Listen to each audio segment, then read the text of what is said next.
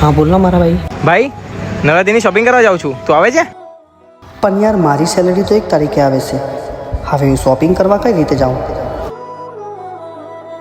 ભાઈ હું જોબ ઉપર છું, તમે જઈને આવો. ઠીક છે.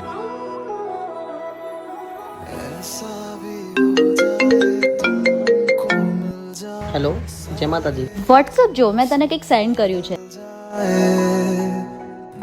જોયું? આ શું લાવી મારા માટે?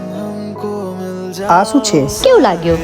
પણ આની જરૂર શું છે? હું નવરાત્રી માટે મારા માટે શોપિંગ કરવા આવી હતી, તો મને લાગ્યું કે હું તારા માટે પણ ખરીદી લઉં, કારણ કે મેં તારા માટે પણ થોડા પૈસા બચાવીને રાખ્યા હતા. અને મને ખબર છે તારી સેલરી 1 તારીખે આવે છે અને નવરાત્રી 22 તારીખે.